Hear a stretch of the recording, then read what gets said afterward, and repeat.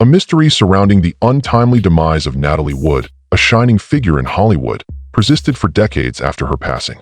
Thoughts of it being nothing more than a terrible accident persisted for some time.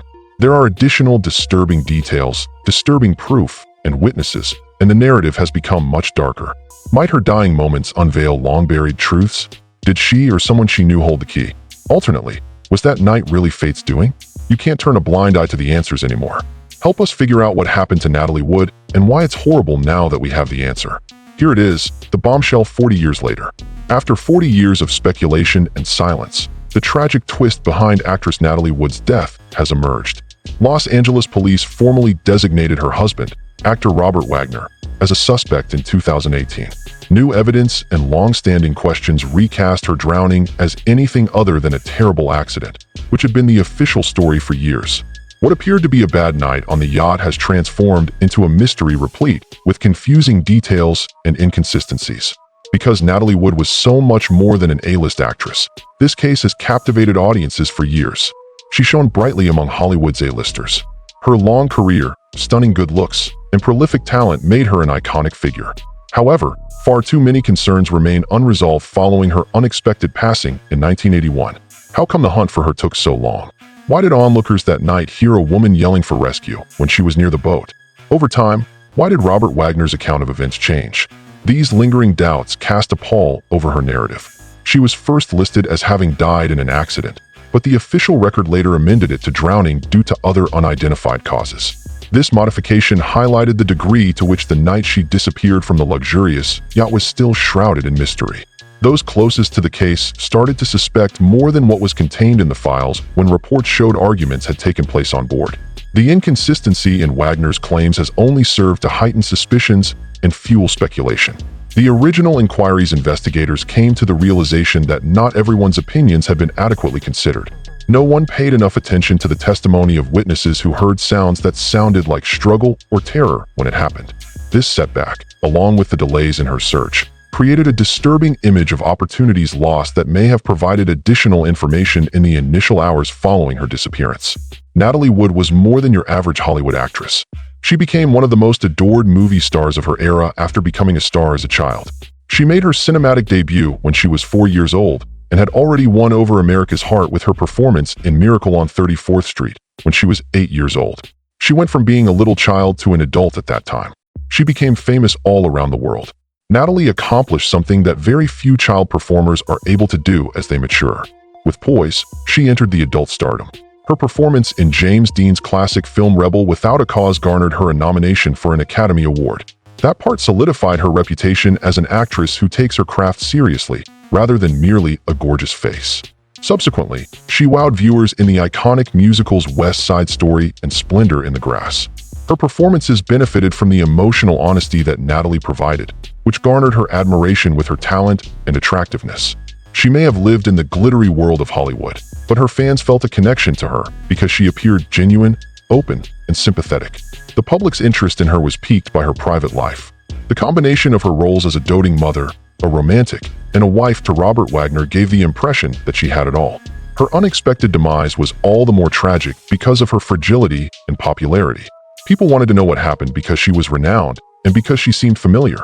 Her death shrouded in secrecy and mystery, in contrast to the transparency of her life and work. To get to the bottom of why those suspicions were so strong, though, we need to go back to that fateful night. There were heated debates, eyewitnesses, and the terrifying hours before Natalie Wood vanished into the depths of the ocean, when a romance becomes poisonous. During their prime in Hollywood, Natalie Wood and Robert Wagner were portrayed as the ideal pair. When Wagner was a young actor attempting to carve out a niche for himself, and Natalie was a rising adolescent star, their love story began long before cameras captured their red carpet smiles. Her entire life had been lived in the limelight. Renowned for roles in Rebel Without a Cause and Miracle on 34th Street, he personified traditional American manhood with his dapper good looks and magnetic charisma, making him a studio favorite. Wagner and Natalie met paths when Natalie was a teenager who confessed to having a crush on him for years. Rumor mills in Hollywood portrayed it as a fantastical storybook. The young actress's longtime crush is now her boyfriend. Their first studio scheduled date was in 1957, when Natalie was 18 years old. At least in the opinion polls, it took shape rapidly into something more substantial. Their chemistry appeared natural, and the reporters loved them. Within 2 years, they tied the knot in front of an extravagant ceremony that was witnessed by the most famous faces in Hollywood. The two looked stunning together, the elegant performer with the warm eyes and the charming actor with the effortless grin. It appeared like the fairy tale had come true for a moment, what with them being featured on magazine covers and being hailed as Hollywood's golden pair. But as is so often in the entertainment industry, there were flaws beneath the surface. Tensions ran high throughout their first marriage. Directors, co-stars, and admirers were always gushing over Natalie, and rumor has it that Wagner was possessive and unhappy about it. Everyone on set could not help but notice her because she was a budding superstar. There was friction because, despite his popularity, Wagner did not become as well-known or critically acclaimed as she was. Their relationship became more strained when they were alone. According to Natalie's friends and family, Wagner exhibited extreme jealousy and domineering tendencies. The worries Wagner had regarding Natalie's profession and her friendships with other men frequently led to heated fights. They put on a show for the cameras, but behind closed doors, they were scarred by the emotional warfare that had taken place. The betrayal was too great for Natalie to ignore when she allegedly saw Wagner in a position that broke her trust. They got a divorce in 1962, barely 5 years after getting married. To the public eye, they pretended it was a friendly breakup. Insiders, however, knew that the split was rocky at best. Hollywood was taken aback. The once glorious couple had fallen apart. It was widely believed by many that it was the end of their story. In the meantime, Natalie kept dazzling audiences with performances that solidified her place as a cherished actress of her generation. She has a daughter, Natasha, with producer Richard Gregson, with whom she had a short marriage, among her previous partnerships. Even so, Natalie felt compelled to return to Wagner. After a long separation, the couple astonished everyone in 1972 when they announced their remarriage. Magazines praised it as evidence that genuine love can and will return, calling it a love reborn. Publicly, it appeared to be a second chance straight out of a fairy tale. However, pals murmured their reservations beneath the meticulously crafted story. Having her return made Wagner very happy. Nonetheless, his possessiveness remained. It had, if anything, grown worse. By that point, Natalie had become more exposed. After years of personal hardships, she yearned for stability as she juggled parenthood and the pressures of Hollywood. Whereas, Wagner appeared hell-bent on taking charge of their relationship again. The public witnessed a beautiful pair attending premieres hand in hand, but Natalie's loved one saw a lady burdened by the stress of her marriage. Despite her best efforts to focus on raising her daughters, Natasha and Courtney, whom she shared with Wagner, Natalie worked on a few cinematic projects in the 1970s. However, her acquaintances frequently painted a picture of a conflicted woman, one who loved her children deeply, but who was haunted by her husband's jealousy. In Hollywood circles, Wagner was revered for his charisma. However, those closest to Natalie discreetly voiced their worries. The continual ups and downs of her marriage appeared to have drained her spirit, as they could see. The disparity was obvious by the late 1970s. From the outside looking in, Natalie and Robert continued to appear to be the picture-perfect couple, having triumphed over their shared history to forge a solid second act. They pretended to be Hollywood royalty as they walked the red carpet, smiled for the camera, and appeared on magazine covers. However, the relationship was defined by emotional pressure, skepticism, and silence behind that mask. During her last years, Natalie felt an even greater weight of expectation. Although she frequently expressed a desire for peace to her friends, her personal life was marked by constant turmoil. Her inner turmoil was concealed by the glitz that enveloped her.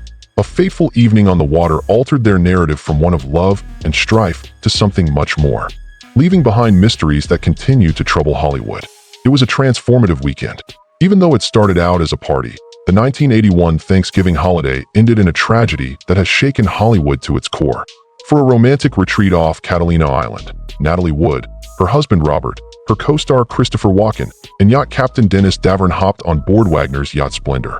What started as a holiday getaway turned into the night that altered the course of history. The party had a good time at first.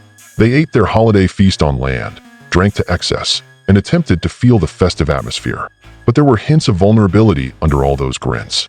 Wagner and Natalie had their differences, and it all stemmed from Natalie's job and her increasing intimacy with Walken, her co-star in the picture Brainstorm. The night was awash with Wagner's domineering personality and jealousy. The four of them had supper that night at the famous Catalina eatery Doug's Harbor Reef. Their attitude fluctuated from happy to nervous, as witnesses recalled in retrospect, as they drank more than a couple rounds. Natalie and Joaquin had a conversation about work and future endeavors. Joaquin was relaxed yet attentive. Nevertheless, Wagner became agitated due to his feelings of exclusion and threat caused by their relationship. As the fissures deepened, tensions were building to explode aboard the yacht. Nothing had calmed down by the time the party got back to splendor. Afterwards, it was said that Wagner's envy became enraged. According to Captain Davern, Wagner violently released his rage by destroying a wine bottle. He said that Joaquin was attempting to separate him and Natalie did her best to calm him down. On the contrary, mayhem ensued throughout the night. Wagner has maintained the position that Natalie disappeared after going to bed early. The picture that Davern painted, however, was darker. Wagner was in a rage, yelling, pacing the yacht, and fighting off everyone who tried to find his wife. Investigators built a disturbing timeline to deduce what transpired. The yacht's raucous crew was audible around 10:30 p.m. Nearby boats were startled by the cries that echoed across the water. There appeared to be a lot of stress on board, according to the witnesses. The frightened screams of a woman coming from the sea were heard by multiple neighbors around midnight. Someone claimed they overheard her repeatedly screaming, "Help me, I'm drowning." As they faded, the cries eventually died out. These eyewitness testimonies continue to linger as some of the most chilling evidence in the case. 1:30 in the morning. In a state of panic, Captain Davern urged Wagner to do something. According to Davern, Wagner fought against his urging that they start searching right away.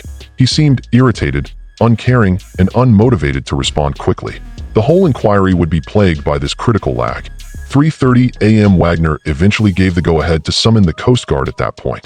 Time had flown by, and the night had been sucked dry by the frigid waters of Catalina. The official rescue call was made at 5:11 a.m. Thanks to the authorities' hasty response, Natalie's odds of success were already slim. The finding: near Catalina Island, a terrifying spectacle unfolded on the morning of November 29, 1981. The lifeless form of Natalie Wood, clad in her pajamas, red down jacket, and socks, was discovered adrift in the ocean. Everyone was taken aback by the discovery. She and her husband Robert Wagner, together with actor Christopher Walken and Captain Dennis Davern, had been aboard the yacht Splendor just hours before. Her small boat, which had the motor turned off and the oars neatly stored inside, was discovered drifting nearby. It appeared undisturbed, which made one wonder if she had actually gone solo. One of the most disturbing aspects of this enigma was the picture of the little boat drifting aimlessly. The results of the autopsy revealed that Natalie had a blood alcohol concentration of 0.14. She had consumed alcoholic beverages, pain relievers, and Dramamine, an anti-nausea drug. While the combination could have impacted her equilibrium and decision-making, it failed to adequately address the other concerning aspects. Bruises covered her entire body, including her head, legs, and arms. It seemed like she might have fallen or hit something in the water based on some of the marks, but other ones were more indicative of physical conflict. Questions were immediately raised by these injuries. Had something other than a terrible disaster occurred on that yacht? Accidental drowning was the early ruling, notwithstanding the questions. It wasn't long before the world learned that Natalie had probably attempted to use the dinghy and fallen into the murky waters, and the case was promptly closed.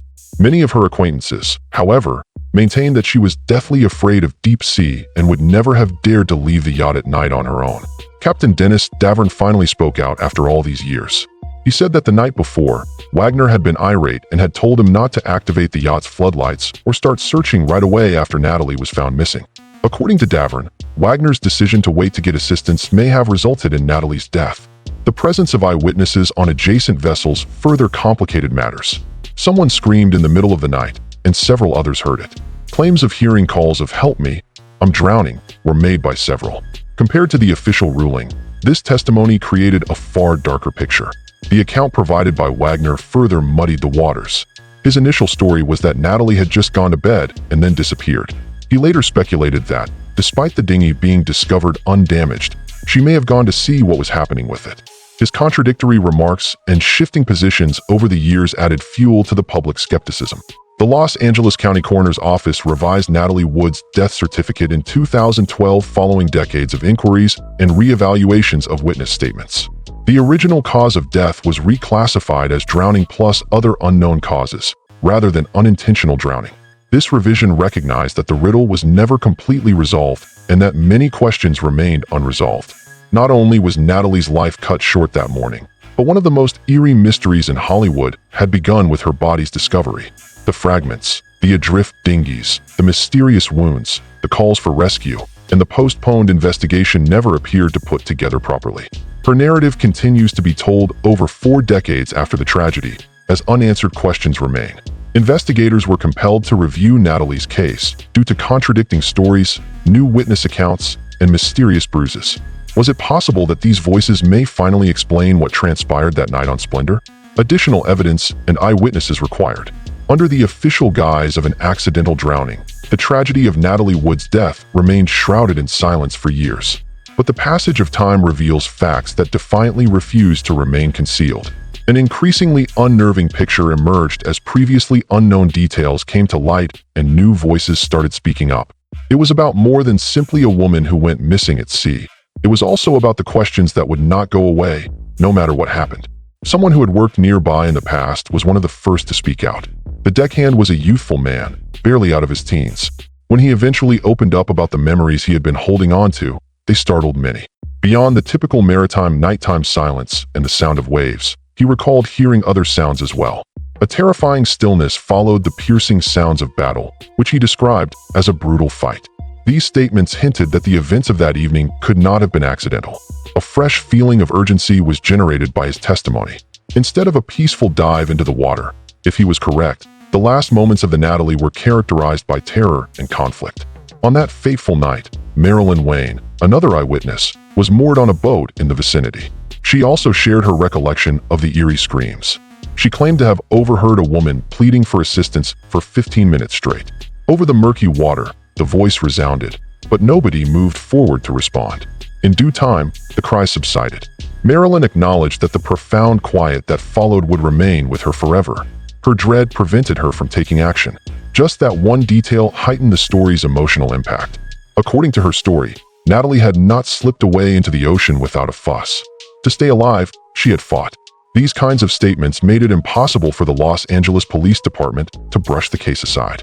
They renewed the probe after a few years. A member of the investigating team, Lieutenant John Carina, took the stand. He came out and said what many had known for a long time. The facts presented did not square with Robert Wagner's account of what happened. Timelines were incompatible. Physical details did not match the words. It was a disturbing insight that made one wonder what transpired on that ship even more. Still, another obstacle arose as detectives attempted to close in. A formal interview was something Robert Wagner flat out declined to do. More mistrust was aroused by his silence. If there was absolutely nothing to conceal, then why dodge inquiries that could finally put everything to rest? The public was left feeling frustrated and anxious, wanting answers that were still elusive due to the denial. Even as the storm gathered steam, writers and researchers lent their voices to it. After years of researching the case, Marty Rule insisted on doing more than just interviews. The evidence, she and others said, was just too strong to disregard. Reopening files was simply the tip of the iceberg to them. This was all about making a grand jury consider evidence that had been ignored for far too long. Their emphasis on time's enigma was one of their most compelling arguments. It took hours before Natalie received actual assistance. Why? There was a chasm that would have meant the difference between life and death. It was not a minor weight. There was a good possibility Natalie could have been spared if the cry for aid had gone out earlier, according to Rescue Captain Roger Smith. Tragically, just thinking about it made it worse. Was there any ulterior motive behind the delay, or was it just an honest mistake? This unsettling question sparked a fresh round of discussion. If someone could have saved Natalie's life, why didn't they act sooner? Why had no one listened to the frantic screams of a distraught woman? The story, which had been straightforward before, was severely damaged by these uncertainties. In light of these additional testimonials, the official accident report seemed like a piece of paper. The populace became further incensed as they witnessed the story's retelling decades later. It seems unbelievable to many that such evidence and testimony could accumulate without any repercussions. They would have faced charges if anyone else had been implicated in these concerns. Would they have evaded prosecution had they avoided appearing in court? A profound feeling of injustice ached. As a result, many began to question whether, once again, someone's prominence had protected them from responsibility. The contributions of the deckhand, Marilyn Wayne, detectives, writers, and rescue specialists went beyond simply reopening a cold case. Their words rekindled feelings that had never been completely calmed. Their reimagining of that fateful night on the lake included competing narratives that contradicted official records, unexplained delays, and unresolved cries. They worked together to throw new light on the tragic death of Natalie Wood, a light that would not allow the book to be closed in quiet. Persistently probing and unsettling were the queries. Was her tumble into the pool truly unintentional? Alternately, was it the outcome of an unsaid struggle? Was she killed because she waited too long to ask for help? Would justice have been served already if it had been someone else? This is the most terrible question. The sorrow that befell Natalie Wood's family did not cease when she passed away on that fateful November night. Decades later, it still haunted her family, affected her children, and cast a long shadow over Robert Wagner, the man at the center of the storm. She left her stepdaughters and daughters to navigate a difficult space between love, devotion, and unsolved mysteries as the world argued over the truth. The daughter of Natalie and Richard Gregson, a British producer, Natasha Gregson Wagner, was brought up in an environment where this conflict was prevalent. She lost her mother at the tender age of 11, and the naivete of her youth was abruptly shattered by the hard truth. Robert Wagner, Natasha's stepfather, raised her in the years that followed. During a period when everything else seemed to be falling apart, he stood steadfastly by her side, according to all sources. He took her in and raised her as his own, and she went on to say that he was a caring and protective father figure. Wagner represented stability and paternity for Natasha, midst of a tragic family's unraveling tale, but things were never that cut and dried. Natalie Wood. What Remains Behind was a documentary that was created in 2020. Beyond the never-ending speculation about her mother's demise, the film served as her endeavor to pay tribute to her life. Emotions were high. It was heartfelt and intimate. Natasha shared heartwarming moments with Natalie as a mother, rare footage of the family, and uncommon moments of delight. Natasha defended Wagner in the video as well, showing him as a kind father figure who took good care of their kids after their mother passed away. He was more like a father figure who was there for Natasha when she needed him than a villain, in her view. However, none of the inquiries ever ended. The family became entangled in a web of distrust and suffering when the case was reopened and new witnesses came forward. The problem was obvious to Natasha and her half-sisters. What could they do to make peace with the idea that the father who loved them and raised them may have had a hand in Natalie's dying hours? Internally, this question ripped at the family. To the general audience, two stories appeared. Wagner was portrayed as a devoted widower and a nurturing father figure on one hand. There were rumblings of possessiveness and jealousy on the other side, and unsolved evidence that could have implicated him in Natalie's death. Life became much more challenging for Natalie's daughters as a result of this breakup. Wagner was more than simply a suspicious famous actor to them.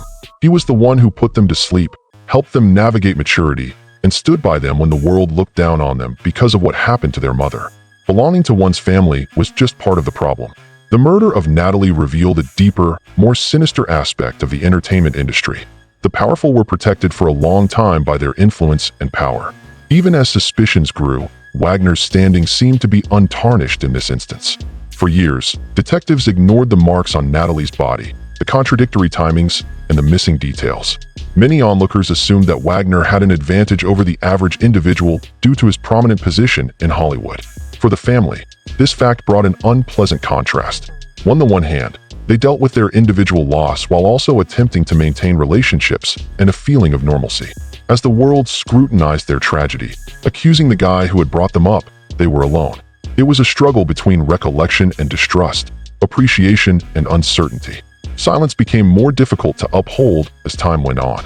Cries for help and reports of mysterious bruises were among the new testimony that kept coming to light. The official account of Natalie's fall into the river diverted from what eyewitnesses remembered. Dissatisfaction with the contradictions was felt even by law enforcement.